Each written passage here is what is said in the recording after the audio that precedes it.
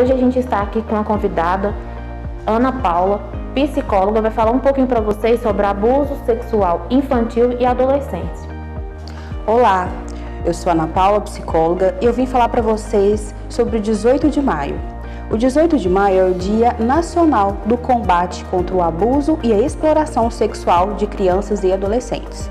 O 18 de maio é a data sinônima, que é a luta pelos direitos das crianças e dos adolescentes. O que essa luta traduz? Ela traduz para nós duas palavras que se destacam muito, que é prioridade absoluta, para que nossas crianças e adolescentes possam sentir segurança nisso. Essa data, ela não comemora, ela não é uma festa, ela significa que é um dia de luta, de resistência contra o combate de abuso sexual. O abuso sexual, a princípio, ele se destaca como um contato íntimo ou uma experiência erótica com crianças e adolescentes, independentes da faixa etária. Adolescentes e crianças de 0 a 18 anos.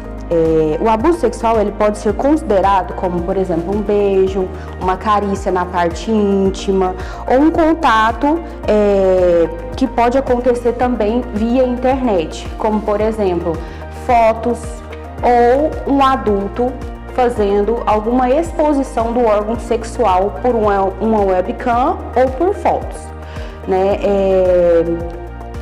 O Estatuto da Criança e do Adolescente tem na legislação proteger os direitos das nossas crianças, né? Que tem base específico que fala que de 0 a 14 anos, este contato íntimo com consentimento ou sem consentimento é considerado um abuso sexual.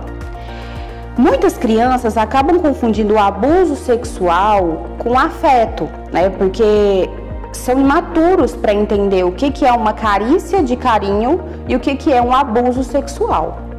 A exploração sexual, também falada como tema, significa, ela é diferenciada porque quando a gente fala em exploração sexual, a gente entende que é uma prostituição infantil, mas a gente pede para não falar prostituição infantil, porque isso só acontece com adultos. Crianças são exploradas sexualmente. Por hora, no nosso país, 3 crianças e adolescentes sofrem abuso sexual aos 4 cantos do país. Nós devemos nos atentar aos sinais emocionais das crianças.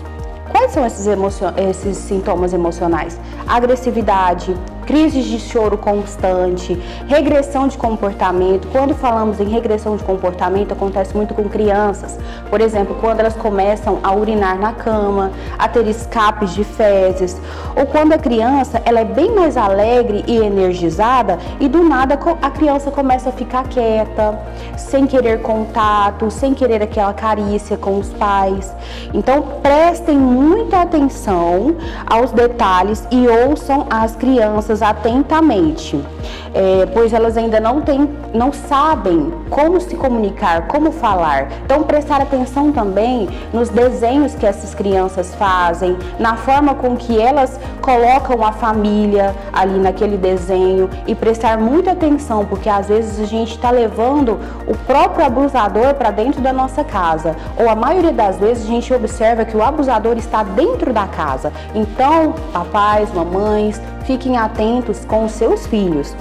Os adolescentes, eles podem usar as redes de apoio deles, que são pais, irmãos mais velhos, padrinhos, tios, para poder falar claramente o que aconteceu, se houve uma espécie de abuso ou não.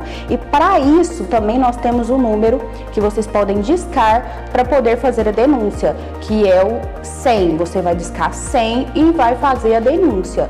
A gente tem que estar super atento a isso, aos sinais que as crianças e os adolescentes estão nos dando para falar que sofreram um abuso ou uma exploração sexual.